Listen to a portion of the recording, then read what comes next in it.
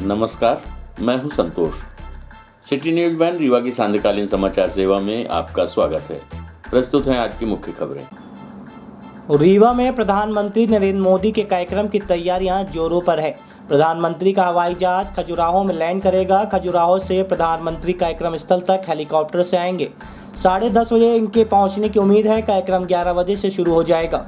SF मैदान में ही helipad तैयार किया गया है। कार्यक्रम मंच के पास ही पीएम का कार्यालय भी बनाया जाएगा। ज्ञात हो कि प्रधानमंत्री नरेंद्र मोदी 24 अप्रैल को रीवा पहुंच रहे हैं। एसएफ मैदान में बड़ा आयोजन होने जा रहा है। मंच से वह करोड़ों रुपए की योजनाओं का शुभारंभ करेंगे।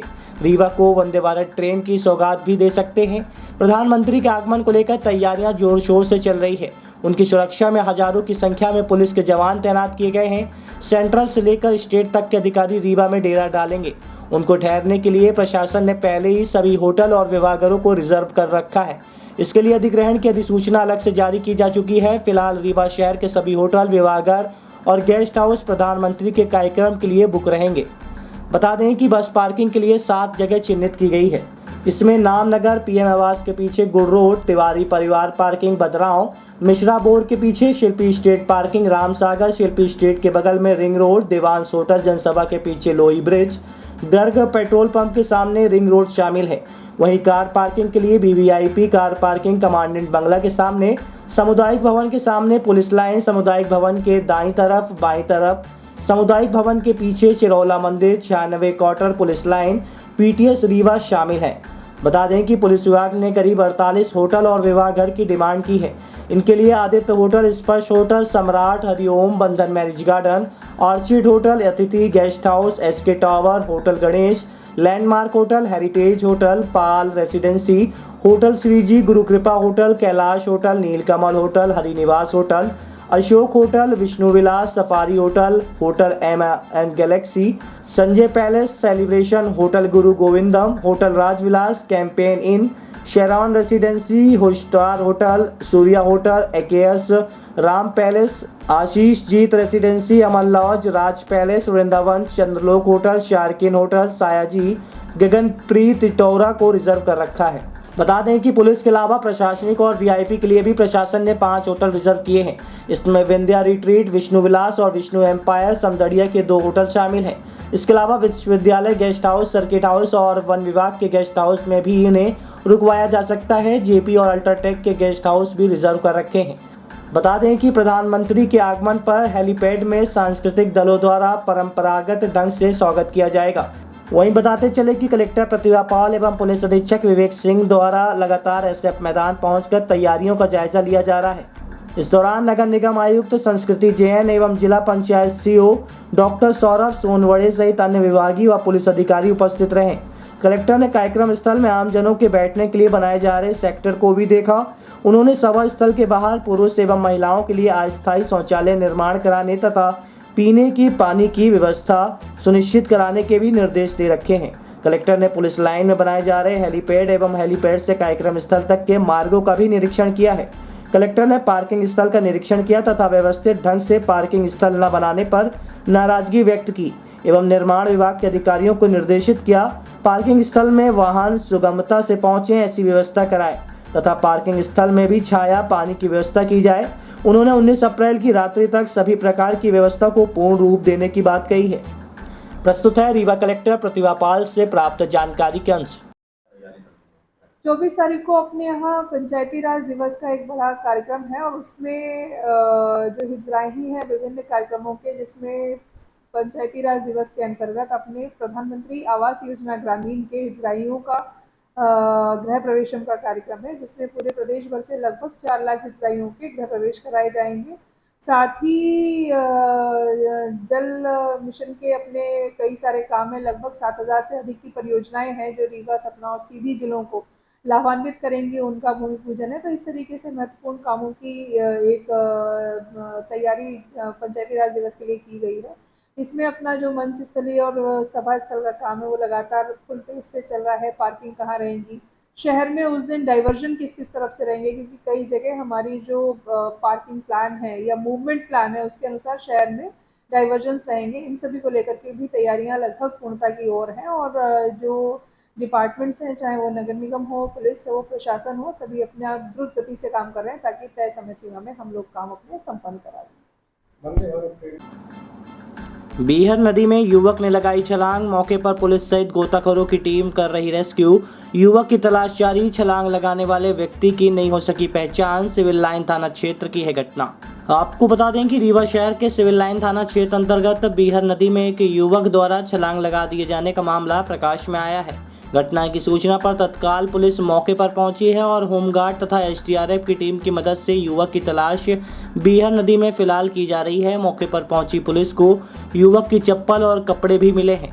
फिलहाल युवक की अब तक कोई पहचान नहीं हो पाई है। घटना के संबंध में अब तक जो जानकारी निकलकर सामने आई है उसके मुताबिक आज सुबह तकरीबन 10 बजे एक युवक को नदी में छलांग लगाते हुए कुछ लोगों ने देखा था, जिसके बाद इसकी सूचना तत्काल सिविल लाइन थाना पुलिस को दी गई। मौके पर पहुंची पुलिस द्वारा युवक की चप्पल और कपड़ों को जब्त कर लिया गया है, जबकि युवक की तलाश के लिए होमगार्ड तथा एसडीआरएफ के गोताखोरों की टीम को मौके पर बुलाया गया। फिलहाल युवक की तलाश जारी है। युवक कौन है और कहां का है, इस बात की जानकारी अब तक नहीं मिल पाई है। बीहर नदी में तेज बहाव होने के कारण युवक को तलाश करने में गोताखोरों की टीम को काफ़ी परेशानियों का भी सामना करना पड़ रहा है। फिलहाल गोताखोरों द्वारा युवक की तलाश का प्रयास किया जा रहा है। प्रस्तुत है एसडीआरएफ के प्रभारी शंभू प्रसाद पांडे से प्राप्त जानकारी के अनुसार। एक जानकारी मिली क्या, कैसे आपको कोई कूद गया है क्या? ये अपने पुलिस कंट्रोल रूम से अपना सूचना प्राप्त हुई थी।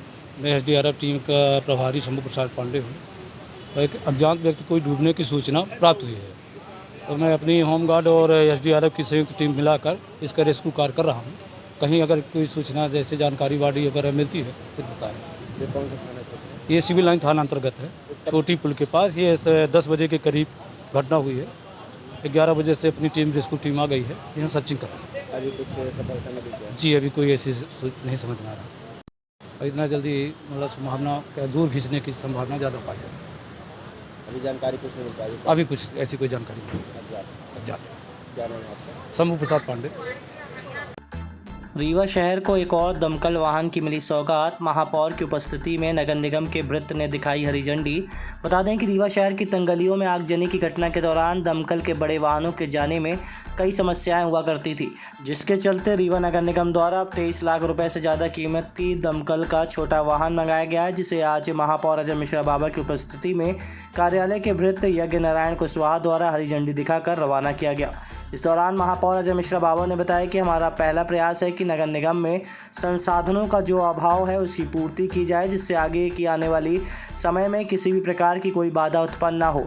उन्होंने कहा कि 23 लाख से ज़्यादा कीमती छोटा दमकल मंगाया गया है। इसके साथ ही 2 कैंपर और अंदस्ता के भी मंगाए गए हैं। साथ ही 2 जेटर मशीन, 2 शव वाहन, 1 हाइड्रोलिक गाड़ी को भी मंगाने के लिए ऑर्डर कर दिया गया है। कुछ ही दिनों में ये सभी संसाधन उपलब्ध हो जाएंगे।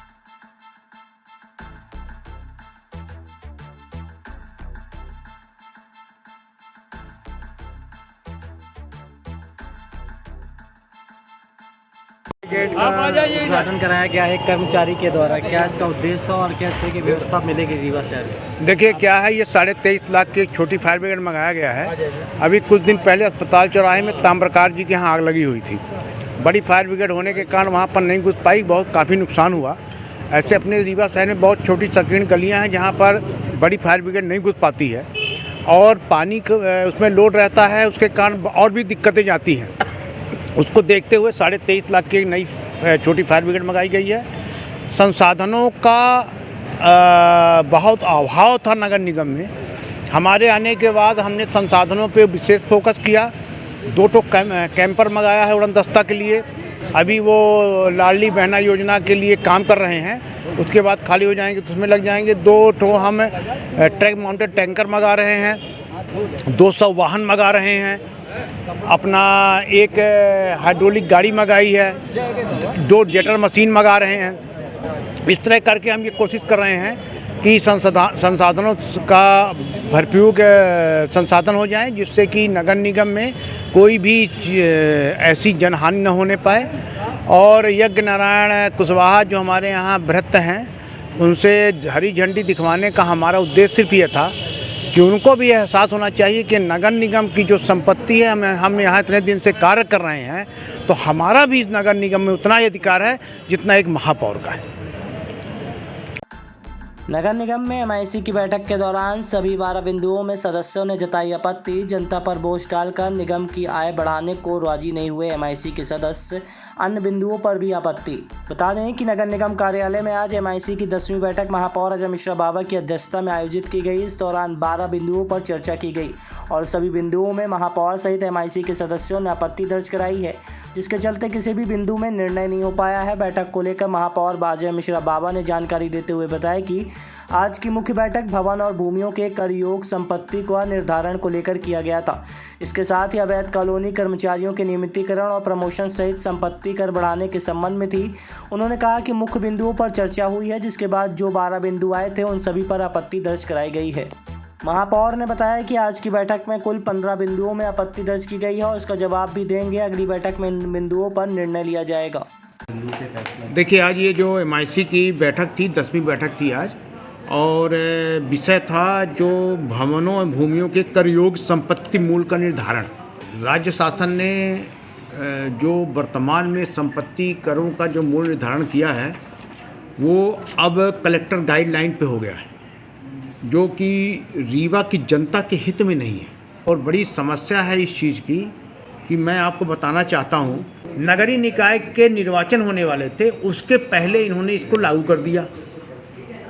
अच्छा, अब क्या हो गया कि मूल्य निर्धारण हो गया कलेक्टर गाइडलाइन के हिसाब से। ये मध्यम वर्गीय परिवारों का शहर है। अगर हर साल 10% गाइडलाइन के हिसाब से बढ़ेगा और लोगों को उसी तरह संपत्ति कर बढ़ेगा तो लोग दे नहीं पाएंगे। तो हम लोगों ने इस पर अपनी आपत्ति जाहिर की है। अभी हमने एमआईसी की बैठक में कुछ बिंदुओं के कारण एमआईसी की बैठक को पे निर्णय कुछ नहीं लिया है। 12 बिंदु हैं जिसमें संपत्ति कर का बोझ जनता पर डालकर राजस्व की वृद्धि की जा सकती है। उसके अन्य संसाधन भी होते हैं, इस पर रोक लगानी चाहिए।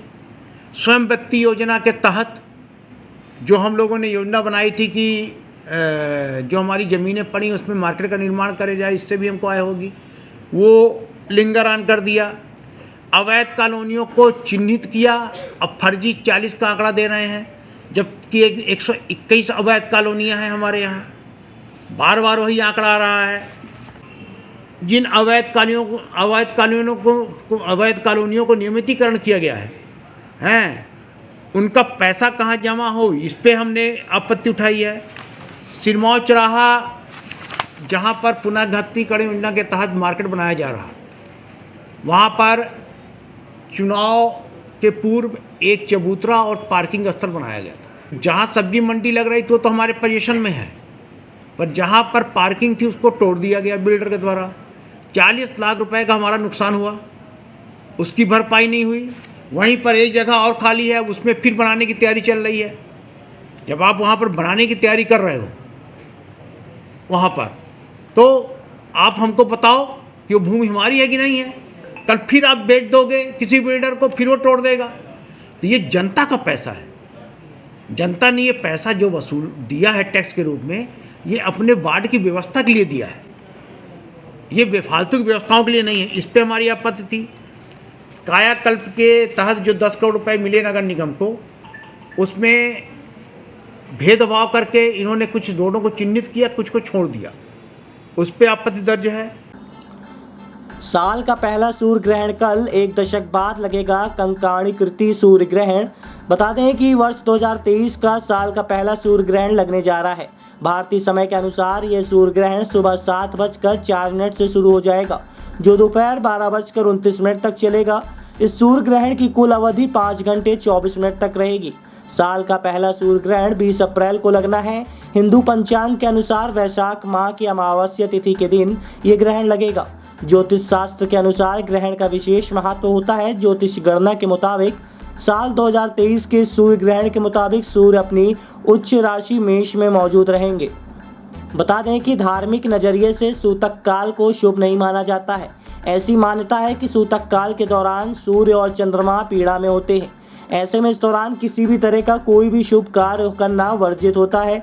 सूतक काल के समय मंदिर के कपाट बंद कर दिए जाते हैं। ग्रहण पर सूतक के दौरान भगवान की मूर्तियों का स्पर्श नहीं किया जाता और न ही इनकी पूजा पाठ होते हैं। सूतक काल के दौरान मंदिरों के पर्दे और दरवाजे भी बंद कर दिए जाते हैं। सूतक काल की शुरुआत से लेकर इसके खत्म होने तक ना तो खाना बनाया जाता है और ना ही खाना खाया जाता है। ग्रहण के दौरान मंत्रों का जाप करना बहुत ही शुभ होता है। ग्रहण की समाप्ति के बाद पूरे घर में गंगा जल से छिड़काव भी किया जाता है। आइए सुनते हैं ज्योतिषाचार्य डॉक्टर संदीप शुक्ला से क्या कहना है इनका। इस साल का जो 2023 का सूर्य ग्रहण है वो 20 अप्रैल को पड़ रहा है और इसका सूतक जो है 19 तारीख को 7 बजे से लग जाएगा और ये ग्रहण जो है 12:45 तक रहेगा। 12:45 के बाद जो है इसका मोक्ष होगा और जो ग्रहण का जो समय है वो प्रातः 7:30 बजे से लेकर जो है 12:30 बजे तक का ग्रहण का समय है। तो इस ग्रहण में जो है कुछ आवश्यक चीज़ें हैं जिसको आप ध्यान रखें। जैसे गर्भवती महिलाएं हैं तो वो जो है बाहर ना निकले, अगर वो निकलती भी हैं तो नाभि पर जो है गेरू लगा के निकलें जिससे कि कोई दोष ना हो। और साथ में जो है ये ध्यान रखें कुछ काटे पीटे नहीं, कुछ खाना पीना ना बनाएं। और वैसे ये सूर्य ग्रहण जो है भारत में दृश्य नहीं है तो कई पत्रे में कई जगह जो है ये कहा गया है कि इसकी कोई धार्मिक मान्यता नहीं है। अतः जो है इसके कारण जो है बड़े बड़े जो मंदिर हैं, बनारस है, वैष्णो देवी हैं या काशी विश्वनाथ वगैरह हैं, तो इनके पट नहीं बंद रहेंगे क्योंकि इसकी कोई धार्मिक मान्यता नहीं है, क्योंकि भारतवर्ष में दृश्य नहीं है। लेकिन ये क्योंकि खगोलीय घटना है और ये खगोलीय घटना ब्रह्मांड में कहीं पर भी घटती है तो उसका प्रभाव जो है पूरे धरती में पड़ता है। इसलिए ग्रहण का प्रभाव तो धरती में पड़ेगा, भले सूर्य दिखे या ना दिखे। तो इसलिए जो है इन बातों को ध्यान रखें। 19 तारीख की 7:30 बजे शाम से जो है सूतक लग जाएगा और ये 12 बजे तक जो है ग्रहण रहेगा। 12 बजे के बाद मोक्ष हो जाएगा। उसके बाद नहा धो के स्नान आदि कर जो है पूजा पाठ को करें और तब तक जो है अपनी खाने पीने की चीज़ों में तुलसी दल आदि को डाल दें जिससे कि कोई किसी तरह की दूषित किरणें जो है खाने पीने की चीज़ों में ना पड़ें।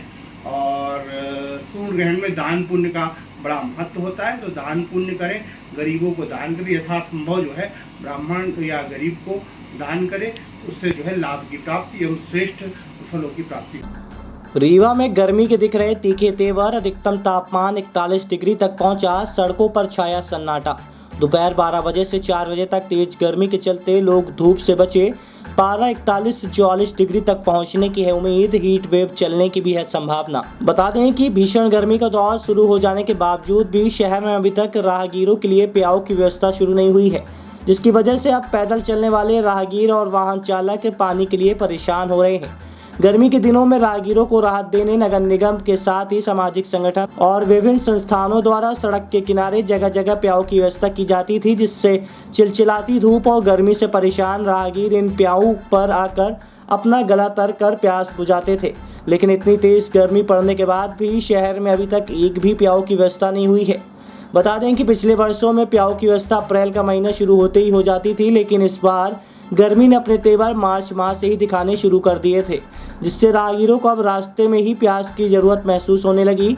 अप्रैल माह शुरू हो चुका है और पारा भी 40 डिग्री के ऊपर पहुंच चुका है, लेकिन अभी तक शहर में प्याऊ नहीं खुला। घर से बाहर निकले लोग पानी नहीं मिलने से प्यास बुझाने के लिए बोतल या फिर पानी का पाउच खरीद रहे हैं। गर्मी के दौरान शहर के साईं मंदिर, रेलवे स्टेशन सहित शहर के कई प्रमुख चौराहों में नगर निगम के साथ ही कई सामाजिक संगठनों द्वारा प्याऊ की व्यवस्था की जाती थी, लेकिन अभी तक ये व्यवस्था शुरू नहीं हो पाई है। भीषण गर्मी के दौरान वैसे तो शहर के किनारे कई जगहों पर प्याऊ खोले जाते थे, लेकिन सबसे ज़्यादा प्याऊ बाजार क्षेत्र में खुलते थे, जिससे बाजार में आने वाले लोग पानी पीकर अपनी प्यास बुझा सकें। सड़क के किनारे प्याऊ पर सबसे अधिक निर्भर वो लोग रहते हैं जो गाँव से खरीदारी करने शहर आते हैं या फिर अन्य कार्यों के लिए शहर आते हैं। दरअसल ये लोग अपने साथ पानी की बोतल लेकर नहीं आते, प्यास लगने या गला सूखने पर प्याऊ में पहुंचकर प्यास बुझाते हैं। रीवा शहर में गांव से हर दिन हजारों लोग किसी न किसी काम के सिलसिले में आते ही हैं, जो इन्हीं प्याऊ का उपयोग कर अपनी प्यास बुझाते हैं। उसके बावजूद भी शहर में एक भी प्याऊ नहीं खुला है और ना तो जनप्रतिनिधियों ने ध्यान दिया है और ना ही कोई समाज सेवी ने। प्रस्तुत है आमजन से प्राप्त जानकारी के अंश। हमारा नाम लाला गुप्ता है।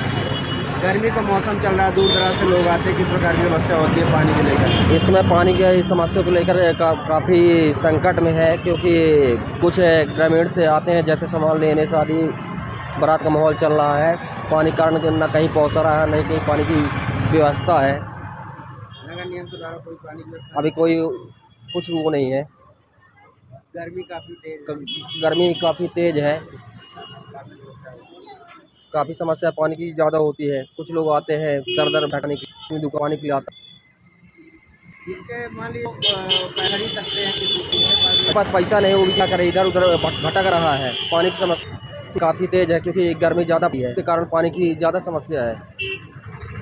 गर्मी का मौसम चल रहा है, 40 डिग्री से ऊपर टेम्परेचर है, लोग परेशान हैं, गला सूख रहा है, परेशान रहते हैं, पानी की क्या व्यवस्था है? अभी फ़िलहाल तो शहर में अपने किसी प्रकार की प्याऊ की व्यवस्था नहीं की गई है, कि ना नगर निगम प्रशासन द्वारा और ना ही कलेक्टर द्वारा, ना ही अपने पार्षद द्वारा, किसी भी विभाग, कहीं बाज़ार में किसी भी प्रकार की प्याऊ की व्यवस्था नहीं है। लोग हालांकि गर्मी से परेशान हैं। जो संपन्न है वो तो ख़रीद के पी लेते हैं पानी, लेकिन जो आम जनता, जो दूर दराज से आते हैं लोग, उनके लिए व्यवस्था नहीं है। कम से कम नगर निगम प्रशासन को चाहिए कि हर जगह पे चौराहे पे प्याऊ की व्यवस्था करे, ताकि लोगों को गर्मी से निजात पा सके। पहले देखा जाए कि पहले सामाजिक संगठनों द्वारा भी पानी की व्यवस्था की जाती थी, अब क्या व्यवस्था है उनके बारे में? सामाजिक संगठन तब एक्टिव थे जब रीवा जिले में मंत्री पद मिला हुआ था। अब मंत्री जी रीवा जिले में एक भी नहीं है, जिसके कारण से उनकी एक्टिविटीज़ कम हो गई है। ना कोई सामाजिक संगठन, अब कोई सामने नहीं आ रहा। कोई नहीं आगे आता इस समय, बस। देखा जाए शादियों का मौसम सीजन ही चल रहा है। हाँ, वही हम कह रहे हैं कि जो दूर दराज से लोग बाज़ार करने आते हैं, शहर में अस्पताल में आते हैं, उनके लिए कोई सी भी प्रकार की व्यवस्था नहीं मिलती है शहर में। राजेश कुमार वर्मा। आज की खबरों में बस इतना ही। कल हम फिर हाजिर होंगे कुछ नई खबरों के साथ। तब तक के लिए हमें इजाज़त दीजिए। नमस्कार।